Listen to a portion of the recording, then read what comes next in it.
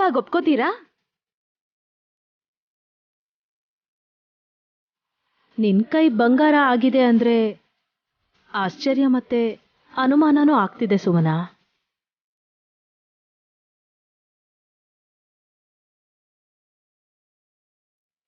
ಆಶ್ಚರ್ಯ ಆಗೋದ್ ಸಹಜ, ಅನುಮಾನ ಯಾಕತ್ತೆ? ಯಾವ ಕಾರಣಕ್ಕೆ ನಿನಗೆ ಹೀಗಾಗಿದೆ ಅಂತ. ಸುಮ್ನೆ ಸುಳ್ಳು ಹೇಳ್ದೆ ನಿಜ ಹೇಳು ಸುಮನಾ. ಮುಚ್ಚಿಡಕ್ ಏನಿದೆ ಇದ್ರಲ್ಲಿ? ಆಗ್ಲೇ ನಿನ್ ಕೈನ ಬಚ್ಚಿಟ್ಕೊಂಡಿದ್ಯಲ್ಲ ಅಂತ. ಎಲ್ರಿಗೂ ಕೈ ತೋರ್ಸಿದ್ರೆ ಆಸೆ ಪಡ್ತಾರೆ ಅನ್ಕೊಂಡೆ ಅಕ್ಕ. ನಿನಗ್ ಸಿಕ್ಕಿರೋದನ್ನ ಯಾರ್ ತಾನೇ ಕೇಳ್ತಾರೆ ಸುಮನಾ.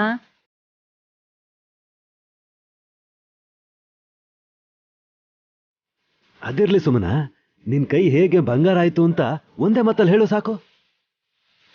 ಅಲ್ನೋಡಿ ಬಾವ, ಅಲ್ಲಿದೆಯಲ್ಲ ನೀರಿಂದ.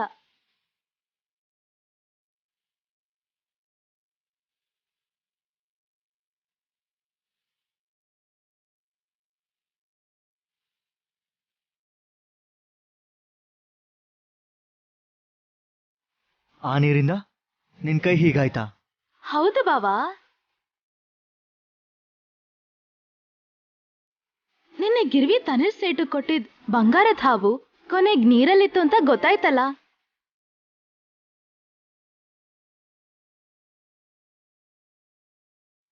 ಅದನ್ ಹೊರಗ್ ತೆಗೆಯುವಾಗ ನೀರು ಬಂಗಾರದ ಬಣ್ಣಕ್ಕೆ ಬದಲಾಗಿದ್ದು ನೀವೇ ನೋಡಿದ್ರಲ್ಲ.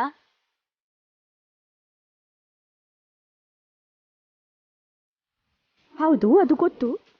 ಯಾಕೆ ಹಾಗ್ ಬದಲಾಯ್ತು ಅಂತ ಅನುಮಾನ ಬಂದು ಆ ಪಾತ್ರೆಯಲ್ಲಿ ಇನ್ನೂ ಏನಾದ್ರೂ ಇರ್ಬೋದೇನೋ ಅಂತ ರಾತ್ರಿ ಆ ನೀರಲ್ಲಿ ಕೈ ಮುಳುಗಿಸಿದ ತಕ್ಷಣ ನನ್ ಕೈ ಬಂಗಾರ ಆಗೋಯ್ತು.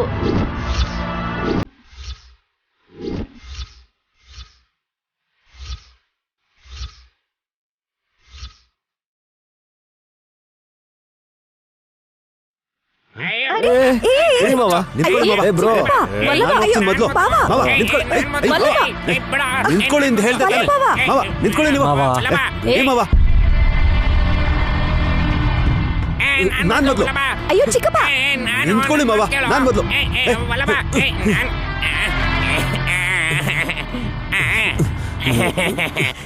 ಬದ್ಲಾಯ್ತಾ? ಇಲ್ಲ ಕಣೋ ವಲ್ಲಭ.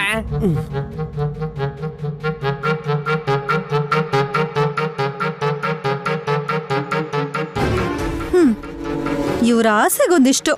ಚಿಕ್ಕ ಮಕ್ಕಳು ಕೂಡ ಹೀಗ್ ಮಾಡಲ್ಲಪ್ಪ.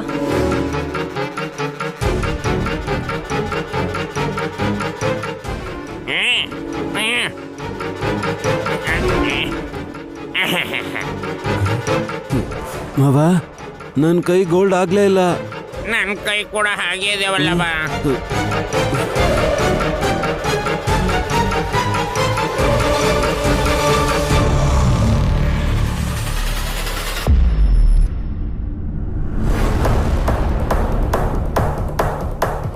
ಅದ್ ಬದ್ಲಾಗಲ್ಲ ಭಾವ. ಸುಮನ ಕೈ ಮಾತ್ರ ಬದ್ಲಾಗಿರೋದು. ಹಾಗಾದ್ರೆ ನಮ್ಗೆ ಅದೃಷ್ಟ ಇಲ್ವಾ ವಲ್ಲಭ? ಸುಮನಾ, ನಿಜವಾಗ್ಲೂನು ನೀನ್ ಆ ನೀರಲ್ಲೇ ಕೈ ಮುಳುಗಿಸಿದ್ಯಾ? ಹೌದತ್ತೆ, ಪ್ಯೂರ್ ಗೋಲ್ಡ್ ಆಗಿದೆ, ಸ್ವಲ್ಪನೂ ಕಲ್ಬರಿಕೆ ಇಲ್ಲ. ಕಲ್ಬರ್ಕೆ ಇರೋದು ನಿನ್ನಲ್ಲಿ. ನನ್ನ ಅದೃಷ್ಟದ ಬಗ್ಗೆ ಹೀಗೆಲ್ಲ ಮಾತಾಡ್ಬೇಡ ಅಕ್ಕ. ಬೇಕು ಅಂದ್ರೆ ನೀನು ಪರೀಕ್ಷೆ ಮಾಡು. ನಾನ್ ಯಾರ ವಿಷಯದಲ್ಲೂ ಮೂಗ್ ತೋರ್ಸಲ್ಲ. ಅಂಥದ್ರಲ್ಲಿ ಆ ನೀರಲ್ಲಿ ಕೈ ಯಾಕಿಡ್ತೀನಿ? ಸುಮನಾ, ನಿನ್ ಕೈನ ಶೇಕ್ ಮಾಡಕ್ಕಾಗ್ತಾ ಇಲ್ವಲ್ಲ? ಹೌದು ಬಾವ, ತುಂಬಾ ಭಾರವಾಗಿದೆ, ಕಲ್ತರ ಆಗೋಗಿದೆ. ಇದನ್ನ ವರ ಅಂತ ಅನ್ಕೊಳ್ಳೋ ಅವಶ್ಯಕತೆ ಇಲ್ಲ. ಹೋಗ್ತಾ ಹೋಗ್ತಾ ಎಷ್ಟು ಕಷ್ಟ ಆಗುತ್ತೆ ಅಂತ ನಿನಗೆ ಗೊತ್ತಾಗುತ್ತೆ.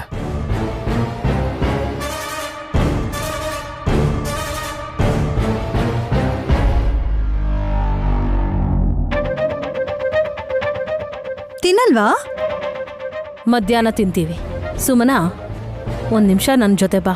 ಏನಾಯ್ತತ್ತೆ? ನಾನು ಹೇಳ್ತೀನಿ, ಬಾ.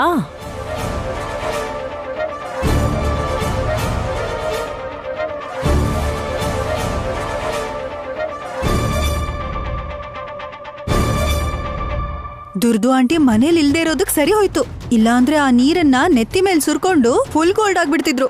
ಹಬ್ಬ, ಕೈಯಲ್ಲಿ ಬಂಗಾರದ ಭವಿಷ್ಯ ಬರ್ತಿರ್ಬೇಕೆ ಹೊರತು ಕೈಯೇ ಬಂಗಾರ ಆಗ್ಬಾರ್ದು.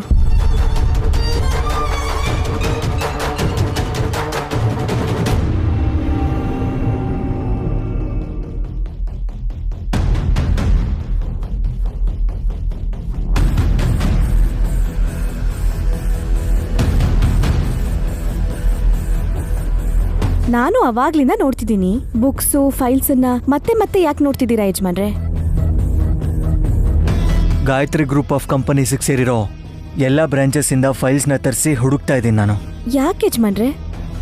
ಅಮ್ಮನ ಫಿಂಗರ್ ಪ್ರಿಂಟ್ ಬಗ್ಗೆ ಕ್ಲೂ ಏನಾದರೂ ಸಿಗುತ್ತೇನೋ ಅಂತ ಚೆಕ್ ಮಾಡ್ತಿದ್ದೀನಿ. ಹಸ್ತರೇಖೆ ಒಂದು ಪೇಪರಲ್ಲಿ ಇತ್ತು, ಆದ್ರೆ ಅದಕ್ಕೆ ಸಂಬಂಧಪಟ್ಟಿರೋ ವಿಚಾರ ಫೈಲಲ್ಲಿ ಹೇಗಿರುತ್ತೆ ಯಜಮಾನ್ರೆ? ಖಂಡಿತವಾಗ್ಲೂ ಡೈರಿಲೇ ಇರುತ್ತೆ. ಎಲ್ಲ ಡೈರಿನೂ ಚೆಕ್ ಮಾಡಿದ್ದೀನಿ, ಆದರೆ ಸಿಗ್ಲಿಲ್ಲ. ಎಲ್ಲ ಅಂದ್ರೆ ಆಲ್ಮೋಸ್ಟ್ ಅವ್ರು ಬರೆಯಕ್ ಶುರು ಮಾಡ್ದಾಗಿಂದ ಚೆಕ್ ಮಾಡಿದ್ರಾ? ಹಾ, ಮಾಡಿದೆ. ಹಾಗಲ್ಲ, 1 ವರ್ಷ ಆದ್ಮೇಲೆ ಇನ್ನೊಂದು ವರ್ಷ ಹಾಗೆ ನೋಡಿದ್ರಾ?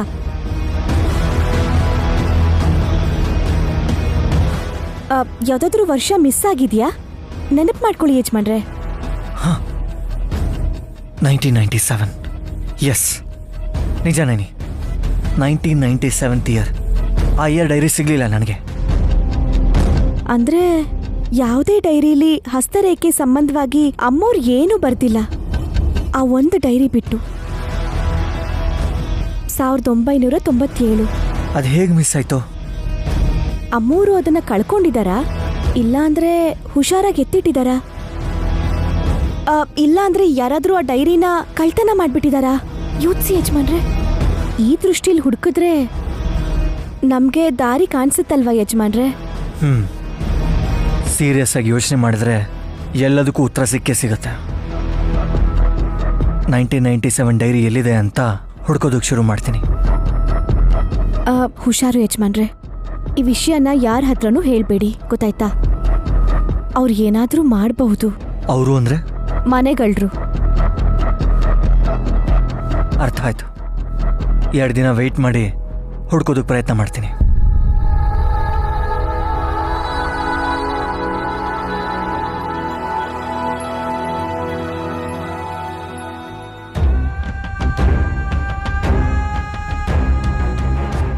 ಮಾಮ್, ನಾದ್ನೇನು ಕರ್ಕೊಂಡು ಬಂದ್ರಾ? ಬನ್ನಿ, ಕೂರ್ಸಿ ಸ್ವಲ್ಪ ಹೊತ್ತು ಮಾತಾಡೋಣ. ಯಾವ್ದ್ರ ಬಗ್ಗೆ ಬಾವಾ? ಇನ್ನೂ ಯಾಕೆ ಮುಚ್ಚಿಡ್ತೀಯಾ? ಎಲ್ಲರಿಗೂ ಗೊತ್ತಾಯ್ತಲ್ವಾ?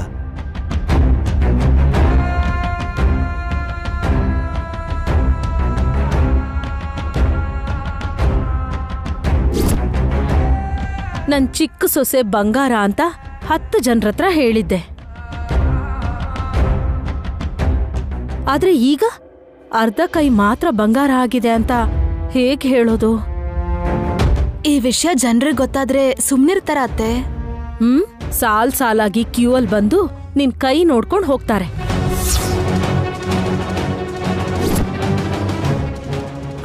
ಆ ಕಡೆ ಸ್ವಲ್ಪ ಈ ಕಡೆ ಸ್ವಲ್ಪ ಕೈಗೆ ಸಿಕ್ಕದಷ್ಟನ್ನ ಕತ್ತರಿಸ್ಕೊಂಡೋದ್ರು ಆಶ್ಚರ್ಯ ಪಡ್ಬೇಕಾಗಿಲ್ಲ. ಆಗ ನಾನು ಹ್ಯಾಂಡಿಕ್ಯಾಪ್ ಆಗ್ತೀನಲ್ಲ ಬಾವಾ?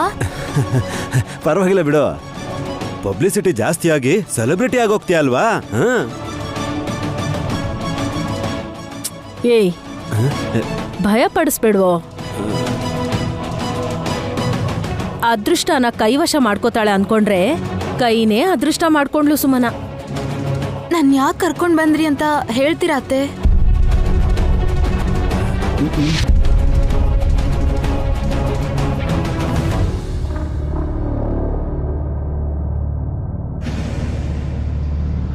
ಏನ್ ಮಾಡೋದು ನಂದೀಶಾ? ಅದೇ ಅರ್ಥ ಆಗ್ತಿಲ್ಲ. ಗಾಯತ್ರಿ ದೇವಿ ಅವರ ಎಡಗೈ ಹಸ್ತರೇಖೆ ಇರುವಂತಹ ಕಾಗದ ತಗೊಳ್ಳೋದಕ್ಕೆ ನಾಗರಾಜ ಬರ್ತಿದ್ದಾನೆ.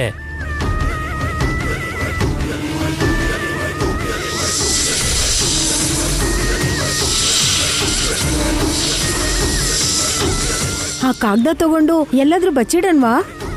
ಹಾಗೆ ಮಾಡಿದ್ರೆ ನಾಗರಾಜ ನಮ್ಮನ್ನೇ ಕಚ್ಚಿಬಿಡ್ತಾನೆ. ಮತ್ತೇನ್ ಮಾಡೋದು? ಅದನ್ನ ಬಚ್ಚಿಡ್ಲಿಲ್ಲ ಅಂದ್ರೆ ಅವನದು ನಾಶ ಮಾಡ್ಬಿಡ್ತಾನೆ. ವಿಶಾಲಾಕ್ಷಮ್ಮನವ್ರು ಇದ್ದಿದ್ರೆ ಚೆನ್ನಾಗಿರ್ತಿತ್ತು. ಯಾವುದೋ ಪೂಜೆ ಅಂತ ಹೊರಟು ಹೋದ್ರು.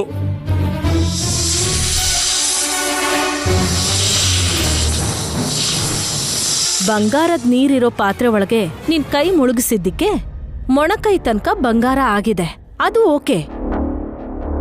ಮತ್ತೆ ವಲ್ಲಭ ಕೈ ಮುಳುಗಿಸ್ದಾಗ ಅವನ್ ಕೈ ಯಾಕೆ ಬಂಗಾರ ಆಗ್ಲಿಲ್ಲ? ನಂಗೂ ಗೊತ್ತಿಲ್ಲ ಅತ್ತೆ. ನಿನ್ನೆ ಹೀಗಾಗಿದೆ ಖುಷಿ ಪಟ್ಟೆ, ಆದ್ರೆ ಕಷ್ಟ ಆಗ್ತಿದೆ. ಯಾಕೆ ಯಾಕೆ ಅಂತ ಕೇಳ್ತಿರಲ್ಲ ಭಾವ, ಕೈ ಬೆರಳೆಲ್ಲ ಸೆಟ್ಕೊಂಡಿದೆ, ಏನು ತಿನ್ನಕ್ಕಾಗ್ತಿಲ್ಲ.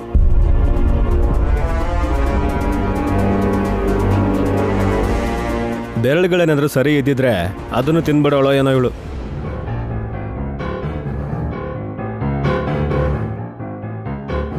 ಹಸು ಅಲ್ಲ, ಅದು ಆಸೆ ಅಂತದ್ದು. ನೀವು ಇವಳ ತರ ಕೈನೆಲ್ಲ ನೀರಲ್ಲಿ ಅದ್ದಕ್ಕೆ ಹೋಗ್ಬೇಡಿ, ಆಮೇಲೆ ಕಷ್ಟಪಡ್ತೀರಾ.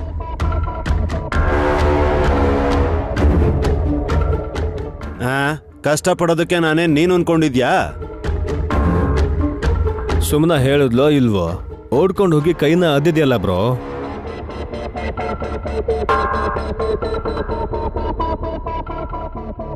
ಏಯ್, ನಿಮ್ಮಣ್ಣ ಏನೋ ಪರೀಕ್ಷೆ ಮಾಡಕ್ ಹೋದ, ಅದು ತಮಾಷೆ ಅನ್ಸುತ್ತಾ ನಿನ್ಗೆ?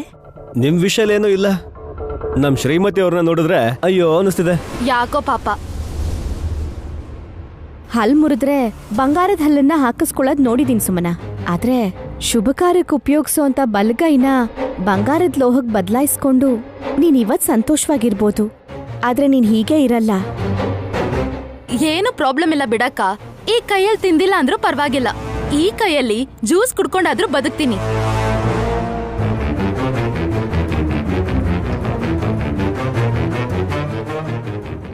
ಬಿಟ್ಬಿಡಿ, ಸುಮ್ಮನಾನಲ್ಲ ಅವಳ ಮೇಲೆ ಇಟ್ಕೊಂಡಿರೋ ಆಸೆಗಳನ್ನ.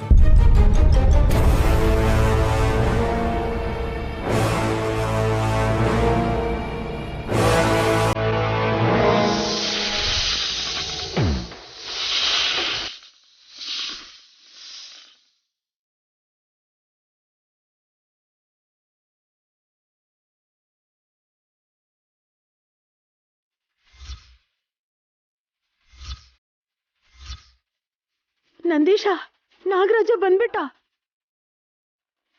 ಎಡಗೈ ಹಸ್ತರೇಖೆ ಇರೋ ಕಾಗ್ದನ ಹುಡ್ಕೊಂಡು ಬರ್ತಿದ್ದಾನೆ. ಅವನ್ ಕಣ್ಣಿಗೆ ಬೀಳ್ದೇ ಇರೋದೇ ಒಳ್ಳೇದು. ಆ ಕಡೆ ಹೋಗೋಣ. ಆ ಕಾಗದ ಕೆಲ್ಸಕ್ಕೆ ಬಾರ್ದಾಗ ಆಗ್ಬಿಡುತ್ತೆ. ನಾಗರಾಜ ಹಾಗೆ ಮಾಡ್ಬಿಡ್ತಾನೆ ಡಮ್ಮಕ್ಕ. ಅಮ್ಮವ್ರ ಲೀಲೆ ಹೇಗಿರುತ್ತೋ ಹಾಗಾಗತ್ತೆ. ನೀನ್ ಬಾ.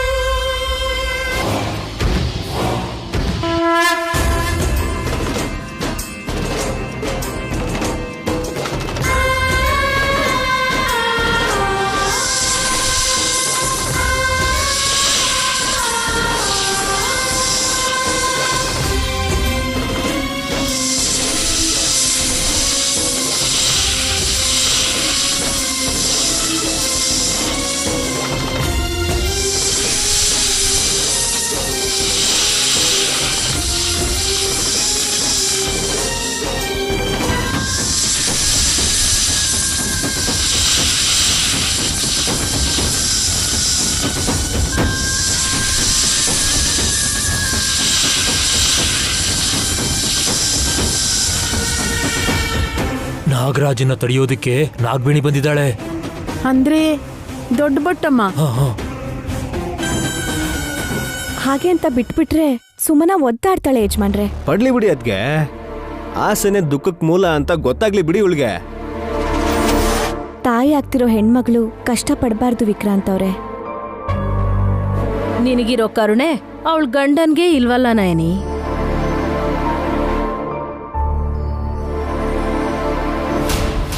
ನೀನೇ ಅಮ್ಮನವ್ರನ್ನ ಬೇಡ್ಕೊಂಡು ಬಂಗಾರದ ಕೈ ನಾರ್ಮಲ್ ಕೈ ಆಗೋ ಥರ ಮಾಡು ನಯನಿ. ಬೇಡ ಬೇಡ, ಹೀಗೆ ಚೆನ್ನಾಗಿದೆ. ಯಾರಿಗೂ ಇಲ್ದಿರೋ ಪ್ರತ್ಯೇಕತೆ ನನ್ಗಿದ್ರೆ ಆ ಗೆಲ್ರ ದೃಷ್ಟಿ ನನ್ ಮೇಲೆ ಇರತ್ತಲ್ವಾ?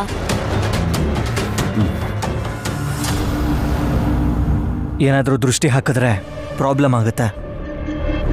ಬೈ ಚಾನ್ಸ್ ಸೆಪ್ಟಿಕ್ ಏನಾದರೂ ಆದರೆ ನಿನಗೆ ಪ್ರಾಬ್ಲಮ್ ಆಗೋದು.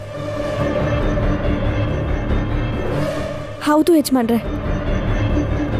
ಈ ಥರ ವಿಷಯದಲ್ಲಿ ವಿಶಾಲಾಕ್ಷಿ ಆದ್ರೆ ಏನಾದ್ರೂ ಪರಿಹಾರ ಹೇಳ್ತಾಳೆ.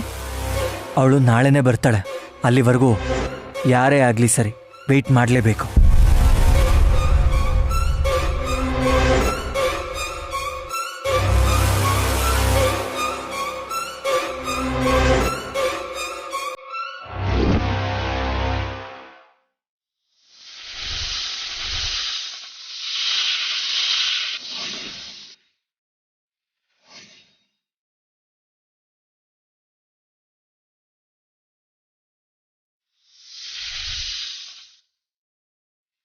ನಾಗರಾಜ, ಬಂದಿದ್ದ ದಾರಿಲಿ ವಾಪಸ್ ಹಿಂತಿರ್ಗಿ ಹೊರಟೋಗು.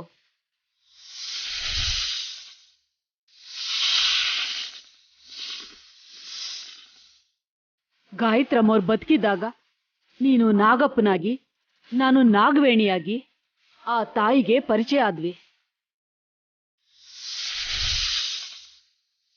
ಈಗ ಅವ್ರ ಹಸ್ತರೇಖೆ ಇರೋ ಕಾಗ್ದಾನ ನಾಶ ಮಾಡೋಕ್ ಬಂದಿರೋ ನಿನ್ನನ್ನ ನನ್ ಗಂಡ ಅಂತ ಕೂಡ ನೋಡಲ್ಲ.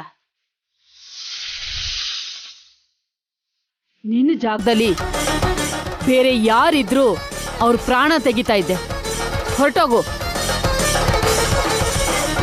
ಇಷ್ಟು ದಿನ ಒಳ್ಳೆಯವನು ಅನ್ನಿಸ್ಕೊಂಡಿರೋ ನೀನು ಈ ಕೆಲಸ ಮಾಡಿ ಕೆಟ್ಟವನು ಅಂತ ಅನ್ನಿಸ್ಕೋಬೇಡ. ಈ ಕಾಗದದಲ್ಲಿ ಅಡಗಿರೋ ರಹಸ್ಯದ ಬಗ್ಗೆ ಗೊತ್ತಾಗ್ಬಿಡುತ್ತೆ ಅಂತ ನೀನದನ್ನ ನಾಶ ಮಾಡ್ಬೇಕು ಅಂತ ಬಂದಿದ್ರು ಸರಿ, ನಾನ್ ಮಾತ್ರ ಹಾಗಾಗೋದಕ್ ಬಿಡೋದಿಲ್ಲ. ಎಲ್ಲ ಒಳ್ಳೇದೇ ನಡೆಯುತ್ತೆ ಅನ್ನೋ ನಂಬಿಕೆಯಿಂದ ಹಿಂತಿರುಗಿ ಹೊರಟೋಗು. ಹೋಗು ನಾಗರಾಜ.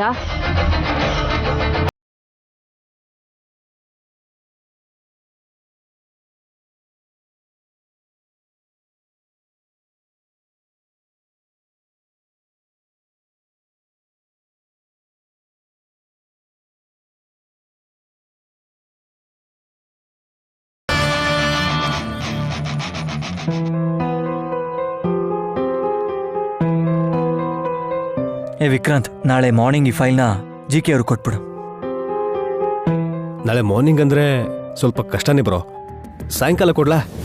ಬೇರೆ ಇಂಪಾರ್ಟೆಂಟ್ ಕೆಲಸ ಇದೆಯಾ? ಅದು ಆಕ್ಚುಲಿ ಬೆಳಿಗ್ಗೆನೆ. ಏಯ್, ಯಾಕೋ ರಾಗ ಎಳಿತಿದ್ಯಾ? ನೀನ್ ಕೆಲ್ಸ ಹೇಳಿದ್ರೆ ನಿನ್ ತಮ್ಮ ಮಾಡದೇ ಇರ್ತಾನ ಹೇಳು ಕಂದ. ನನ್ ಒಡ ಹುಟ್ಟಿದ ತಮ್ಮ ಇವಾಗ ನಿನ್ ಜೊತೆ ಇದ್ದಾನೆ. ಒಬ್ರನ್ನೊಬ್ರು ಹಚ್ಕೊಂಡ್ರೆ ಒಳ್ಳೇದೇ ಅಲ್ವಾ ವಲ್ಲಭಾವ? ಆದ್ರೆ ಎಷ್ಟೇ ಕ್ಲೋಸ್ ಆಗಿದ್ರು ಮನ್ಸಲ್ಲಿರೋ ಮಾತನ್ನ ಹೇಳೋದಕ್ಕೆ ಹಿಂದೆ ಮುಂದೆ ನೋಡ್ತಾ ಇದ್ದಾನೆ. ವಿಕ್ರಾಂತ್, ಅದೇನಂತ ಯೋಚನೆ ಮಾಡ್ದೆ ಹೇಳೋ. ಹೇಳಪ್ಪ ರಾಜ, ನಾಳೆ ನನ್ನ ಹೆಂಡತಿ ಸೀಮಂತ, ಬೆಳಿಗ್ಗೆನೆ ಯಾವ ಕೆಲ್ಸನೂ ಹೇಳ್ಬೇಡ ಅಂತ.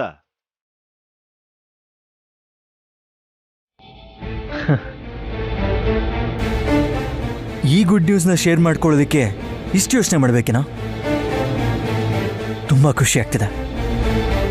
ನಾವ್ಯಾರು ದುಡ್ಡು ಕೊಡದೆ ಇದ್ರು ಕೂಡ ಸುಮನನ ಅವ್ರ ಅಕ್ಕನೇ ಹೇಗೋ ಮ್ಯಾನೇಜ್ ಮಾಡಿ ಅವಳನ್ನ ಕನ್ವಿನ್ಸ್ ಮಾಡಿದಾಳೆ ಅಂತಾಯ್ತು.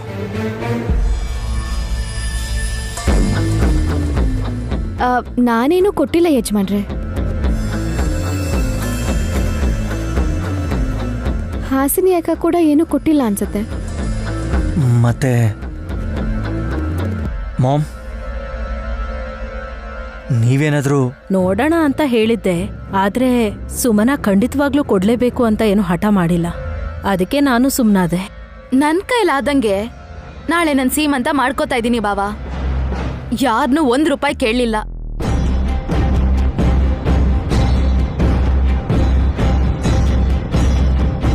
ಶ್ರೀಮಂತರ ಮನೇಲಿ ನಡೆಯೋ ಫಂಕ್ಷನ್ ಇಷ್ಟು ಚೀಪಾಗಿ ಮಾಡ್ತಿದಾರಲ್ಲ ಅಂತ ಜನ ಅಂದ್ರು ನಾನ್ ಕೇರ್ ಮಾಡಲ್ಲ. ನಿನ್ನಲ್ಲಿಷ್ಟು ಬದಲಾವಣೆ ನೋಡಿ ಸಂತೋಷ ಆಗ್ತಿದೆ. ನೀನ್ ವ್ಯಂಗ್ಯ ಮಾಡ್ತಿದ್ಯಾ ಅಂತ ನಂಗೆ ಗೊತ್ತಾಯ್ತಕ್ಕ. ಏ ವಿಕ್ರಾಂತ್, ಹರ್ಟ್ ಆಗೋ ಥರ ಮಾತಾಡಿದ್ರೆ ಬೇಜಾರಾಗೇ ಆಗುತ್ತೆ. ನೈನಿ, ಹೋಗಿ ಒಂದು 3 lakhs ಕ್ಯಾಶ್ ತಗೊಂಬಂದು ಇವ್ರಿಗೆ ಕೊಡು. ನಿಮ್ಮಿಷ್ಟ ಯಜಮಾನ್ರೆ, ನಾನು ಕೊಡಬೇಡಿ ಅಂತ ಏನು ಹೇಳಲ್ಲ. ಅಂದ್ರೆ ಒಂದ್ ರೀತಿಲಿ ಬೇಡ ಅಂತ ತಾನೆ?